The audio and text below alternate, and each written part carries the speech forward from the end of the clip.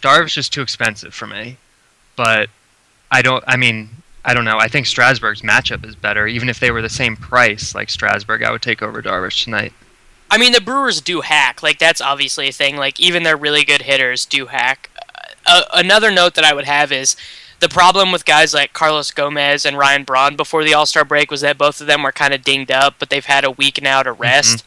That would be maybe a little bit of something, if you wanted to fade Strasburg, that you could consider, is that the absolute best hitter that they have, Ryan Braun, former MVP, the reason that he'd been kind of having a down year, and his explanation was that he just suffered from a couple injuries, and now he's had a chance to rest those, probably get some treatment on him, stuff like that.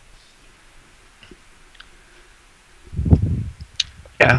I think you can throw Bumgarner into the mix with the two of them. He's cheaper than both of them are, but he's a guy who's like maybe not quite like that ace level status, but he's like just below it, and he has a good matchup tonight. He's in a really good really good pitcher's park in Miami. He's not going to have the platoon advantage against most of their guys, but most of their guys are terrible, so it's not like it matters that much. I'm not playing Madison Bumgarner. That's not happening. I would take Bumgarner before Darvish. I think I may get some Bumgarner exposure, on DraftKings, on two-pitcher lineups. Yeah, I'm definitely not doing that. He's burned me the last several times I've used him, and he's been kind of mediocre, over a general stretch here. And the set of parameters that the book used to define a cold pitcher was 5 starts below their fielding independent pitching. Was that right, Derek? Or did they just use WOBA? I don't remember. They probably used WOBA. But what they said was that if a pitcher has 5 starts on a row below what you would expect from him, you actually can expect that 6th start to be worse. And if you go look at what Bumgarner's done, he's been below his expected production in I don't even know how many straight starts it is. I have to pull up his game log real quick. But I know 4. that he's been really disappointing. And so if to some extent cold streaks do happen to pitchers, which I think is probably more likely than to hitters, because a pitcher's cold streak is likely going to be something like mechanical, or maybe they're suffering from a small injury, and I think we could be seeing something like that from Bumgarner, but I'm definitely not rostering him today, at all. Yeah. In fact, even in his cold stretch, though, you look at his xFIP on those games, there were only one game that was actually bad, and it was against Oakland, so I mean, you can kind of give him a pass for that. He got roughed up against the Rockies on the road when they were at AT&T, and that was a little longer ago, but yeah. And also the Diamondbacks on the road, which is they're not a super great, especially the iteration of the Diamondbacks that he was playing against. A lot of this is the runs though. His peripherals in those games were fine. I mean, if you see a guy who's not performing up to his peripherals over 4 games, it's not like it's something I'm overly concerned about. Yeah. I'm not using him. I don't blame anyone who does, but I think that there's enough contextual factors, and I think there's enough guys that I would rather use. I would rather use Strasburg than Bumgarner, for sure. Me too. Just because I think in general, Can we talk about how much of an atrocity it was that Alfredo Simon made the All-Star team instead of Steven Strasburg? That's such a joke. Such a joke. Well, Josh Harrison, I mean... Yeah, it's terrible. What? It's Steven... I can't... I'm going to get angry. I think the guy that most people are probably going to use as a second option on DraftKings tonight is Bartolo Colon, pitching against the Padres in San Diego. I know that he's been really rough, and Tuttle is rolling his eyes right now because he thinks that I roster Colon every time he takes the mound. But I mean, you literally cannot be in a better spot than pitching against the Padres at home. Well, you can. It's impossible. How? Well, I like Cologne. Granted, we don't have a lineup there yet, right? But they're going to have a lot of lefties in there against him. I would much prefer Ian Kennedy from the other side for whatever it's going to cost an extra. I thght you were wasn't that much more. I thought you were Mr. Cologne doesn't have big WOBA splits. He doesn't, but it's still it still matters. He still has normal ones. Yeah, okay, that's and when fair. you stack a lineup with them, I mean, there's compounding effects that come into play. So, I mean, for what is it? 1,300 on DraftKings. I mean, it's a little bit, but I think it's enough where I would much rather trust Kennedy than Cologne tonight. I mean, I understand that because Kennedy's been really good this year, but if you look at his longer track record, Kennedy's like a worse pitcher skill-wise than Cologne has been over his 3-year splits. I'm interested. I'm just saying results-wise. I'm interested to see what Batman has to say with his underlying skills. I bet they're closer than you think. Yeah, Kennedy's had a couple rough ERA years, like especially last year, and I guess even the peripherals weren't great. I don't know. I still like Kennedy. I think he has pretty good stuff. When his control is right, which it has been this year, I think he's a good pitcher. I think he's a very fine pitcher. I also think Cologne is too, and I think that the Padres have still, at the All-Star break, have the worst OBP of any team in the live ball era. That's still a thing. Like, we're still looking at an offense that has a chance to be historically terrible. They have almost identical underlying projections on my system. So then wouldn't you go with the cheaper pitcher against the worst team? Not necessarily. I mean, I don't know. I think Kennedy's matchup is better. I think the Mets are a weak team. They're on the road. They're used to playing in a park that is actually slightly hitter-friendly, especially in terms of home runs. I don't know. Plus, the system doesn't factor into consideration catchers, but the Padres have some really good catchers like this year to catch for them, and the Mets kind of don't. So, I don't know what I was looking at a Beyond the Box Score article the other day, and they had Brian McCann as the best catcher in terms of framing, and I thought that was going to make you happy, since I know that no one loves Brian McCann more than you. Yeah. But yeah, Rene Rivera is really good. If we still don't have a lineup, I don't say, but and Grandal's pretty good too. So yeah, and Darno is probably not very good at all, I would imagine, or not good yet. I'm sure he'll get there, but someone I haven't seen anyone around the industry talk much about Samardzija versus the Orioles, but the Orioles on the road are a much different entity, and and he's going to be in line for a chance for a win because I don't think much of Tillman and obviously the A's offense. So I think Samardzija is probably an option that's getting overlooked a little bit. I think Samardzija is a great GPP guy tonight because everyone's going to be on Strasburg or Darvish or Bumgarner or on the Petco guys. But Samardzija is in a good spot too. I mean, Baltimore on the road in O.co isn't all that threatening. Samardzija's going to have platoon advantage against most of them. And Samardzija's a good pitcher, so I like that. I think that's a good call.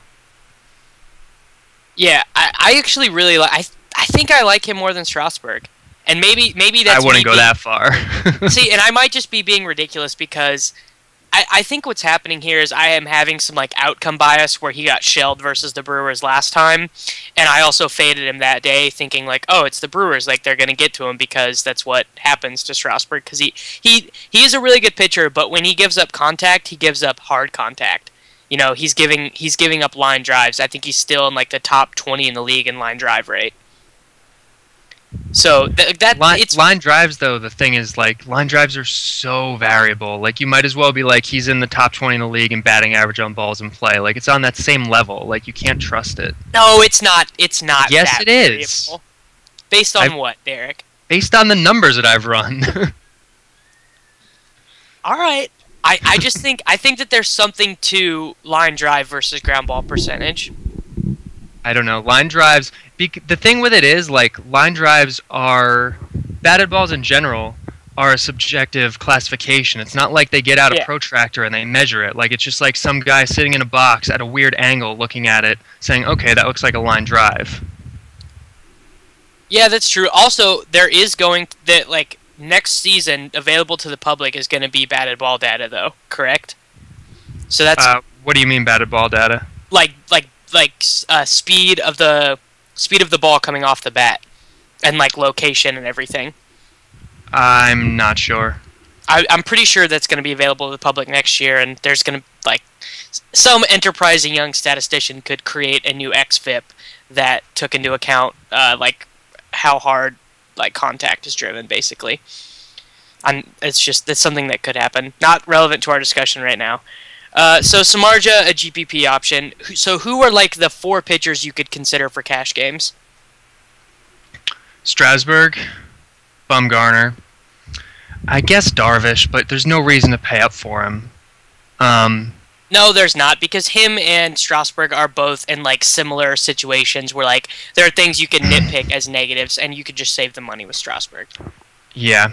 I guess maybe you could throw Samardzija in there, and I don't think I would necessarily hate throwing Kennedy in there. I don't think it's necessary on a night like tonight, but I think the matchup is good enough where if there weren't 8 aces going, that Kennedy would be a semi-viable cash game play. I'm kind of surprised. You and I normally agree more often than not because we're sort of functioning off the same general principles to look at this stuff. But so you and I seem to have a lot of disagreement because I think the guys that I'm looking at, like Derek uses logic and reason, though.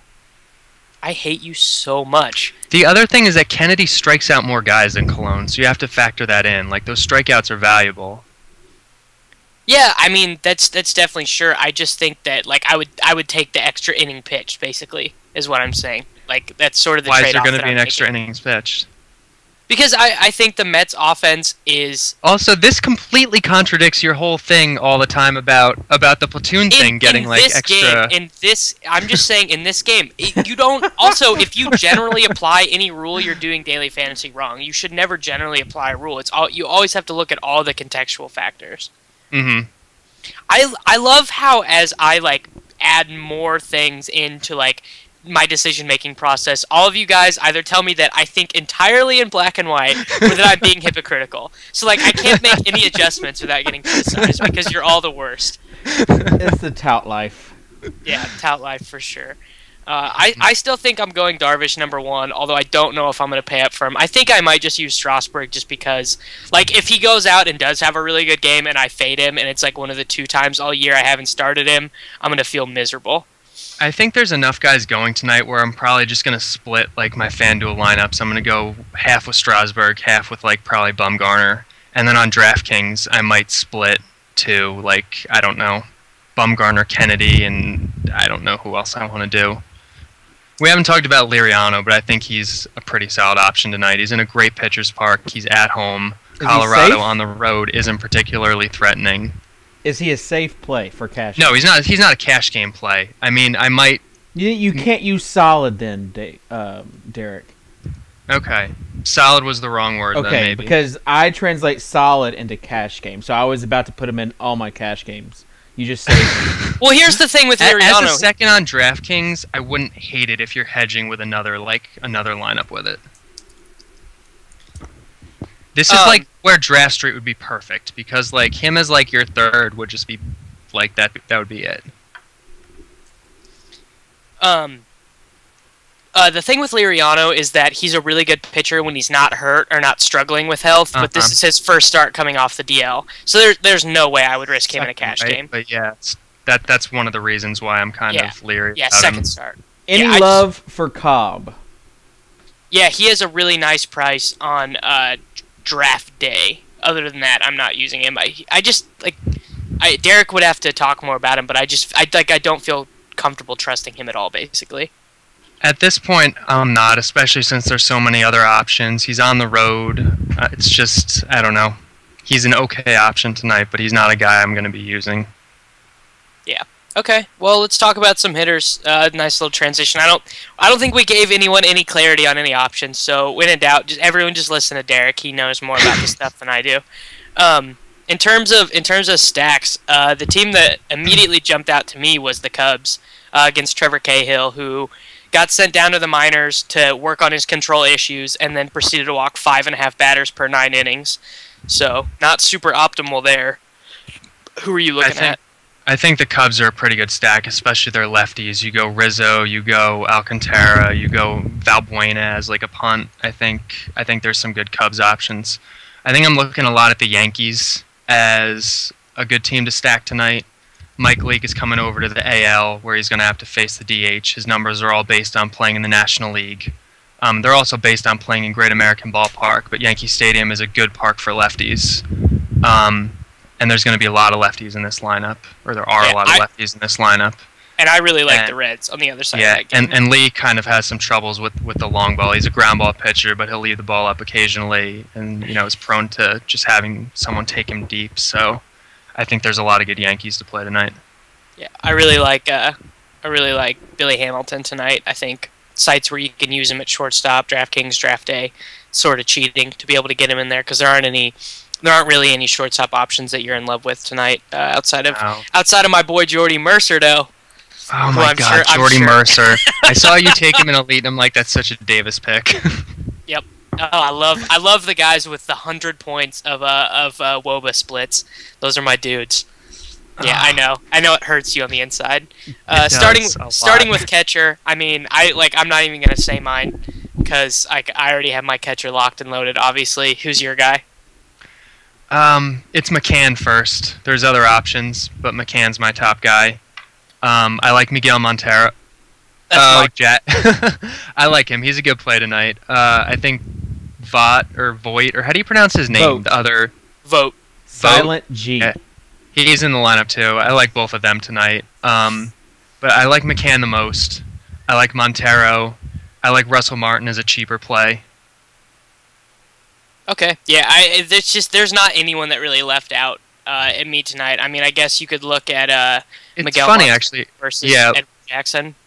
Yeah, I think there's more catchers with good matchups tonight than there are like catcher is a stronger position than like second base or shortstop or maybe even third base tonight, which is rare. But I think there are some guys with some pretty good matchups at catcher tonight. Yeah, and I think that catcher might be one of those positions that you choose to fill out last because you are going to have to make some tough choices at other positions. So I don't think there's anything wrong with working the rest of your lineup around and then finding up. I don't think any of these catchers need to make up a core play for your rosters across several sites, basically. Yeah, I'm okay with that. I tend to. I mean, all the lineups I've run so far have McCann in them because I do think he's a really good play tonight. But I think I will hedge a little bit with someone else, Montero or Martin, maybe J-So. Your system wants to do butt stuff with Jason Worth and Brian McCann. Those are the two players. Worth hasn't been coming up too high lately. I think that was just because he was in a stretch of against bad pitchers in good parks, when he was going into Miller Park, and that's why he was so high all the time. I mean, Worth is a good player, for sure. But McCann is always up there, and it's because he plays in such a good park now. And when he's up against a weak righty, how can you not like him? And it's not even like he's been bad lately. Yet, you look at what he's done, he's performing up to his projection over the past month. So I see no reason to avoid McCann. No, there's no reason. I mean, I would probably take J-So just because I do think he gets to lead off for a lineup that scores so many runs. So even if he doesn't have a great game, even if he just singles twice, he could have 6 fantasy points or 4 fantasy points, which is always that's nice. That's one of the reasons too I like McCann tonight is that there's so many lefties in that lineup. I think they're going to get to leak. I think they're going to score runs, and there's going to be some compounding effects there. Yeah. Looking at middle infield. Let's just start with second base because I think we'll probably have a longer conversation at shortstop. I really like D. Gordon tonight just because I don't think obviously we have this conversation every time Lance Lynn pitches. He's okay, but I love D. Gordon as a play because he has the platoon advantage against right-handers, and that means he can steal all the time, which is pretty great. He just runs, dude. If he gets on base, he's gonna try and steal. You almost have that guarantee. And there's no Yachty behind the plate, so. That's right. Oh, I didn't even realize that. Definitely.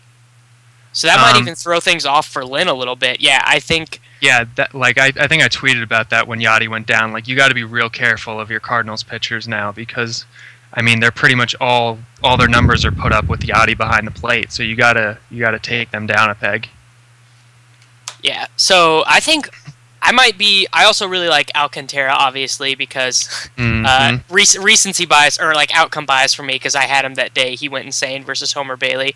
But, I mean, if you think about my whole reasoning for liking to take him is that he's not priced appropriately anywhere yet. He was a top 15 prospect in all of baseball, and you can get him for near min salary on multiple sites. So, that's a huge, and he's batting leadoff or second? Second.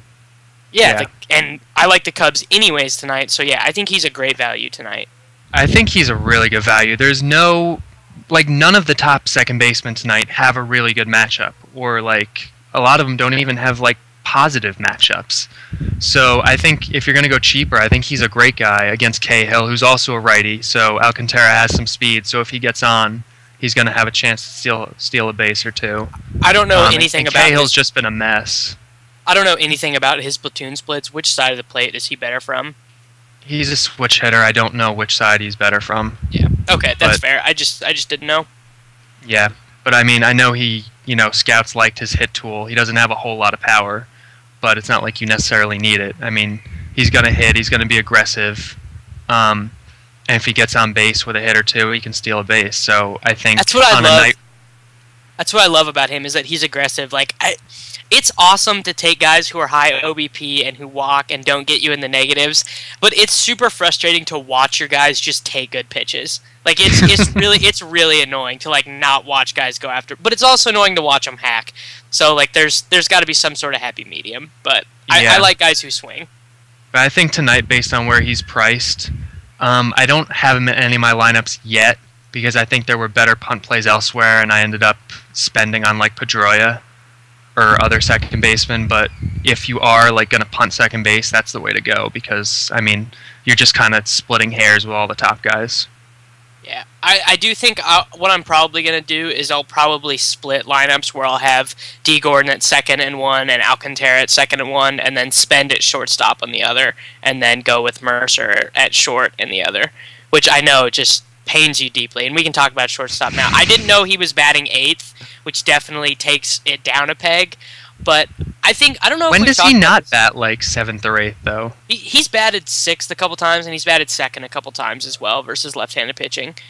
So, but I think that I don't know if we've gone over this on the show. I think that you should explain why Jordy Mercer, because he does have really good numbers versus left-handed pitching. So I think you should explain why that's not necessarily a great indicator, because I don't think we've talked about it on the show. Well, the thing is, Jordy Mercer is a right-handed batter. And he's had a grand total of 748 plate appearances in his major league career.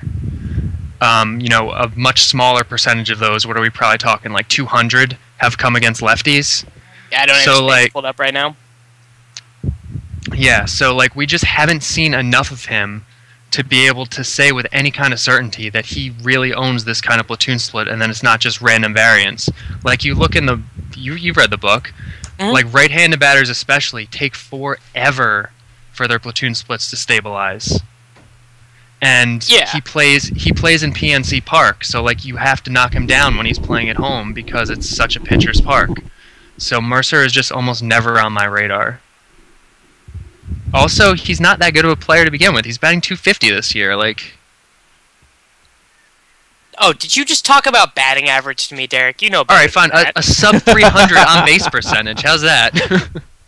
He's striking out at a league average rate. He doesn't walk. He doesn't make particularly hard contact. Dude, he sucks versus right-handed pitching. And I don't know if that's going to level out and he's going to start sucking against left-handed pitching too. But yeah, I don't know. I mean, the book talks about it, and it's the way you should do it. You don't just look at, this is what he's done versus lefties, and this is what he's done versus righties. It's not like he's two separate people. He's the same person. Okay, here's a question. Are there batters who are legitimately two separate people based on the handedness of pitching that they face? Is that a real thing? Guys not two separate people, but there are definitely guys who have, splits that are really big. But we see that a lot more with lefties than for righties because lefties, there's not as much variance in them, and because they see pitchers of the opposite handed so much more frequently. If you can't hit righties, you're probably not going to stay in baseball very long because so many of the pitchers are right-handed. If you just can't, if you're just an automatic out versus right-handed pitching, it's going to be hard for you to stay in baseball.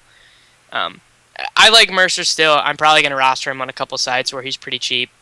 I think that there's sort of a disconnect between the overall projections and lineup decisions in DFS. Guys like Jordy Mercer can be good process plays. Now batting 8th, he's not. No one else should play. That's Jordy what I was just gonna say. If he's batting 2nd, then maybe he's a guy I'm considering. Maybe, especially if he's on the road or something. But at home, batting 8th, it's just not something I'm looking at. Can we please talk about guys not batting 8th right now? That'd be great. Yeah, if he batted 2nd, that changes it entirely because, he's going to be projected for, maybe a half a plate appearance more, or close to a whole plate appearance more. And he's just not in that spot. So I can't see doing it. Okay. Well, let's move on. Let's talk about the hot corners. First base.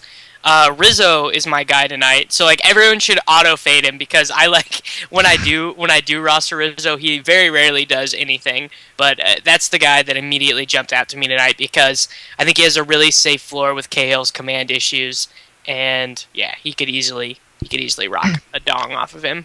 Completely on board with you in terms of Rizzo tonight. I thought you didn't like you. Oh my God. What's that? Didn't miss this.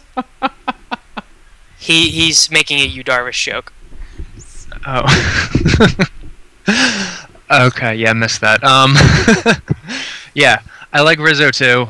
I think, especially since a lot of the top options tonight, like Miggy and Goldschmidt and Abreu, none of them really have great matchups. I think Abreu's is pretty good at home against Feldman, even without the platoon. But I think Rizzo, he comes at a different price level, and his matchup is really good. It kind of puts him into that same tier as those kind of guys. Yeah. So I like Rizzo.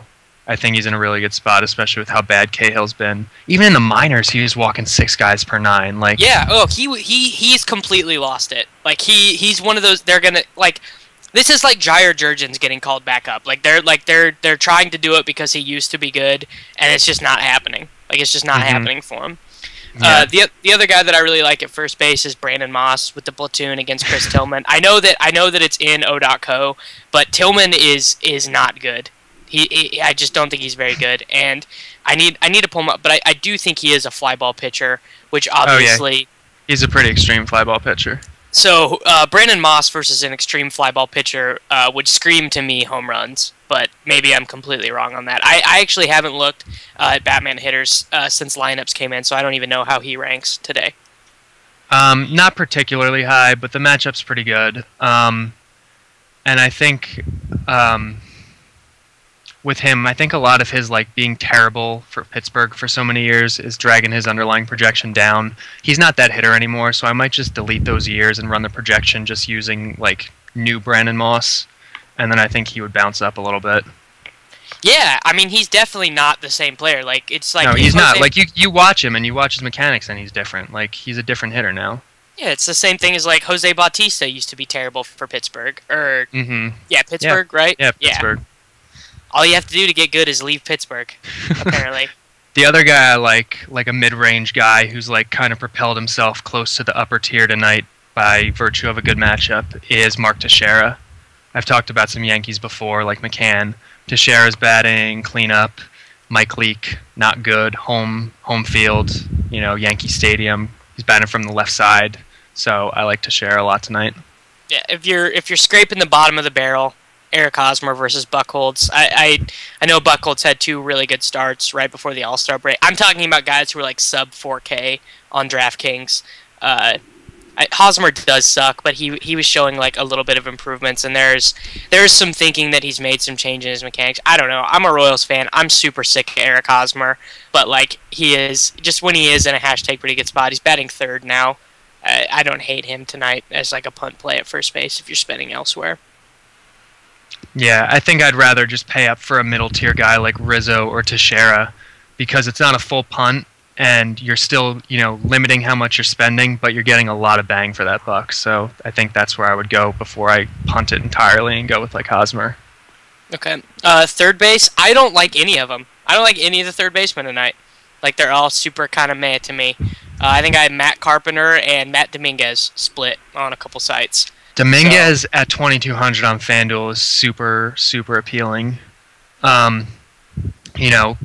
Quintana is a much better pitcher than Davis, and most people give him credit for. I know Davis, like I've called Quintana a couple times, and he's pitched well. Davis has hated it. No, he's not as good as you think, but he's definitely not as bad as I thought he was. It's not I think he's like this like awesome pitcher, but he's above average. Like. Yeah, I don't have any problem with thinking that he's okay. I think that if anyone's like really trying to roster him tonight, it's probably a mistake. Quintana is a mistake, or Dominguez? I think he's probably like. Yeah, he's not a guy I'm playing tonight. Okay. But he's not a guy that I think like is automatically like going to get lit up. Like, he's a pretty good pitcher, but still, Dominguez is in a pretty good park. He's got the platoon advantage against him, and he's so cheap, so he's a great punt tonight. Another punt I love is Luis Valbuena. Yeah, I forgot. That's who I have on DraftKings and DraftKings. Where's he batting? Do we have 1, 2, 3? I don't know if we have a fifth. lineup. Fifth, love it. Yeah. Loves it. Is he any good? I don't think I've ever pulled up his FanGraphs page. Like, I just use him when he's he not goes good, high on the but bat. he's not like atrocious either. Like, he's a pretty good bench bat for a normal team that isn't the Cubs. So in a good matchup at a cheap price, I'm fine with it. Yeah. Okay. That makes sense. I also kind of like Matt Carpenter. Like, Heron can't strike anybody out, so he'll he'll get his 3 base hits, maybe score a couple runs. He's like the ultimate cash game play. Like, that's what he is, basically, in my opinion.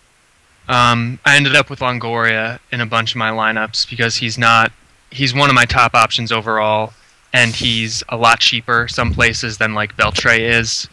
Target field isn't a particularly good field, but it's better for righties than it is for lefties, and Gibson is the worst pitcher going today. So even without the platoon, like, Longoria is still a pretty good play. Yeah. Like, if you have to spend, which I found myself having to do when I was making lineups, Longoria wound up in a few of them. You don't have Stanton rostered, do you? No. Rookie. That's nice. That's a nice little transition. Let's talk about outfielders. Stanton is I'm getting him in my lineups. I know that it was kind of funny because this morning when we fired up the old Cardi machine, all the Marlins hitters were projected super high because their projections ran twice. So basically, you were getting 8 Ed Lucas at bats. So he was the number 14 overall hitter, and basically you look at it and Stanton just crushes lefties, crushes them even more at home over a 300 plate appearance sample. Even good lefties he does really well against. I think Bumgarner is in the middle of some sort of cold streak that it has some level of predictiveness, and he's also discounted because he was so terrible right before the All-Star break. Yeah, and Bumgarner has some pretty extreme platoon splits, especially in terms of his strikeout rate. So if Stanton's putting the ball in play against him, that could be trouble.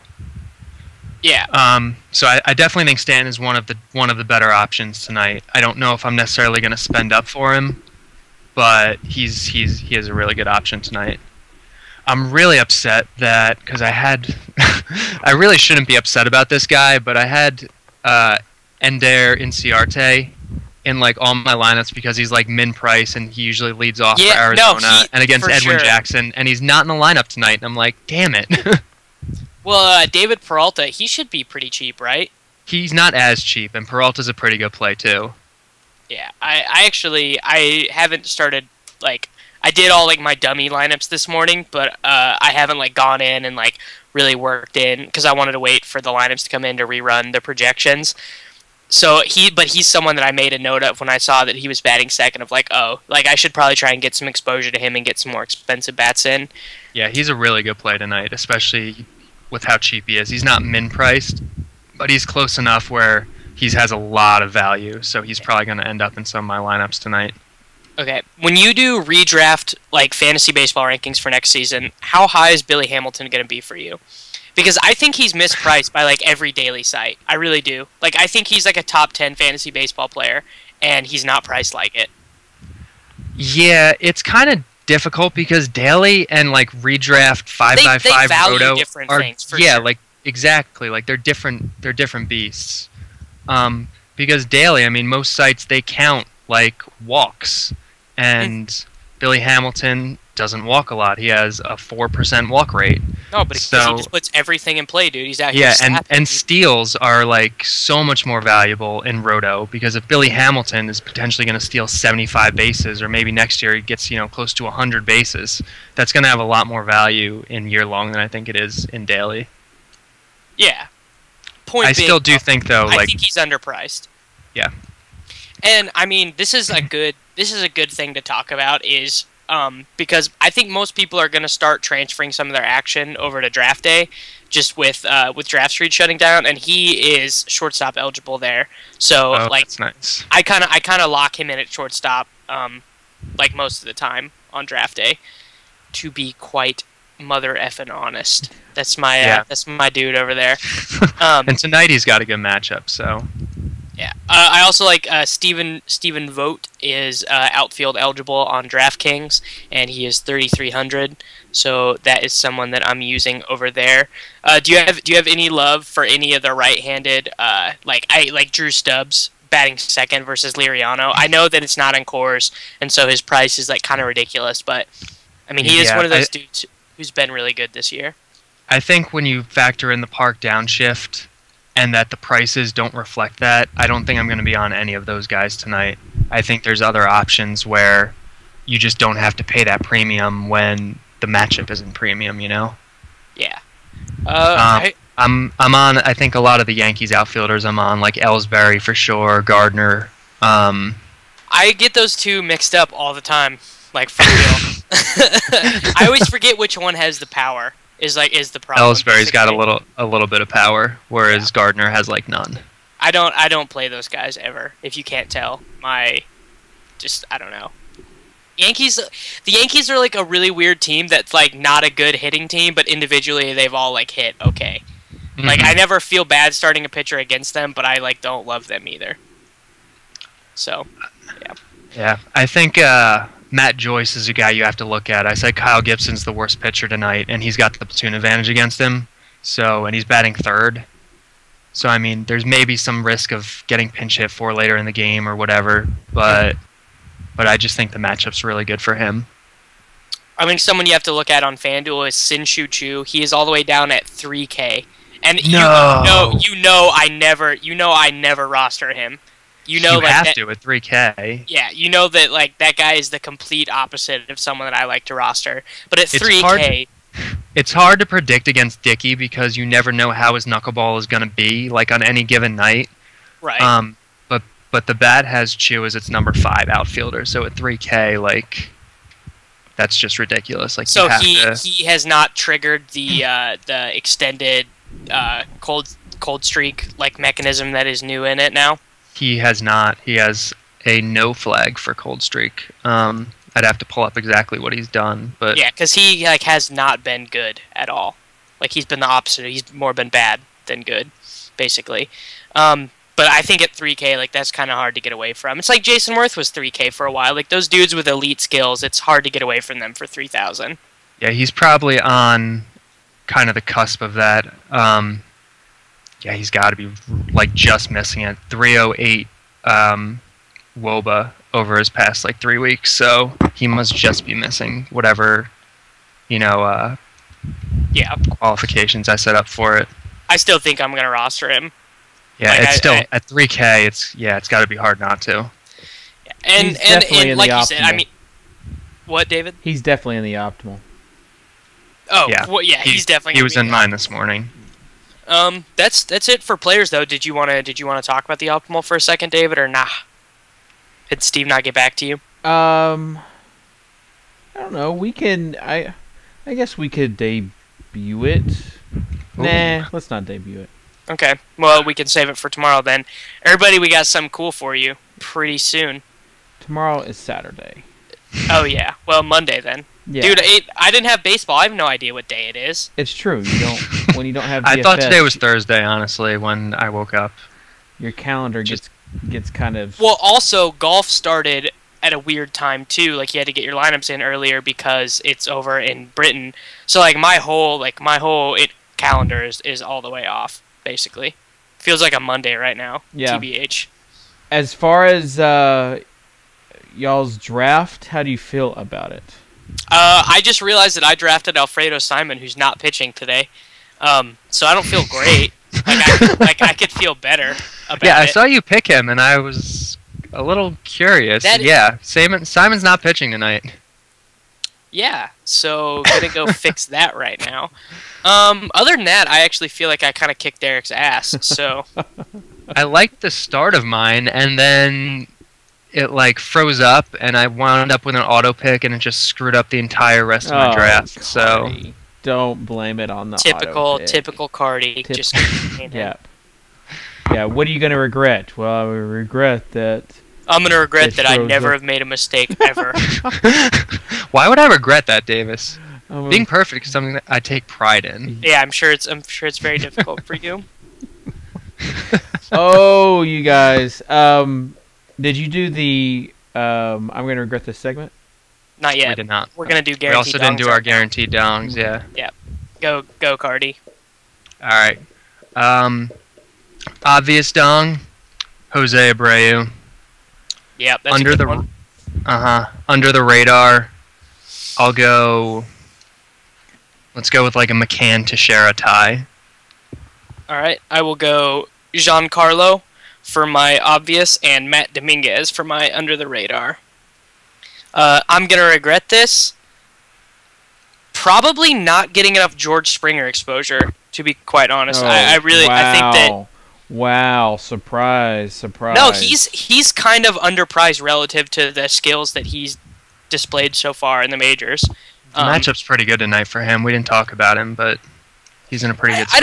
I don't think the Astros are so weird because they're like I can't even.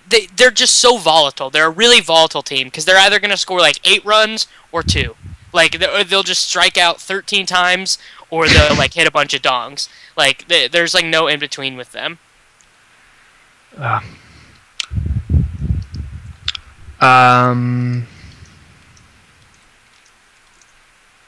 I've lost my train of thought. Fascinating television, Derek. Yeah. You just need to give us a regret, but this is always hard for you because it's so that's hard right, for yeah. you to admit that you have flaws. Yeah, no, I'll probably regret. I mean, there's so many pitchers going tonight. I'm not going to have any Darvish exposure, so I could definitely see myself regretting that.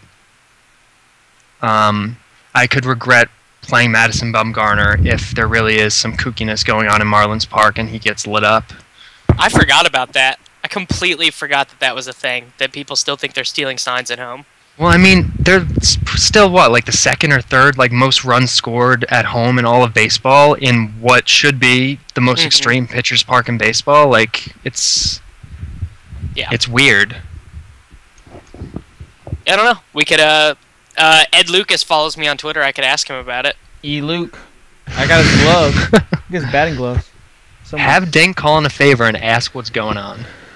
Yeah. That's Dink, probably not going to happen. Yeah, it's probably not going to happen. Well, that'll do it for today's show. Join us on Monday. We're back at it again. And we'll be doing golf sweats. Golf sweats. It doesn't end on Monday. It was joking. I don't get it. I really want everyone to get into golf, though. Golf is fun. Well, you should just give them terrible lineups. That encourages everybody to play more. I think. I'm gonna go check them right now. I guarantee you they're not as terrible as you're telling me. Okay. Well, let me see. Yes, I know you're only winning 540 right now, but you have lineups. I might be winning more. Nope, $5.40. So. I just need another 600 or so, and we're good. So. 600. I did not enter 600. Oh, you're the worst. Right No. I remember. I doubled up your lineups because you were so confident in them. I was not. Oh my god! Get us off the air right now. When have you not been so confident in your picks? These are really good teams, you guys. They are really good teams. Oh my god! Stop it! Oh, sometimes, Davis, I don't know which lie to believe. But anyways. That will do it for today. Thanks to Fantasy Elite for sponsoring the show.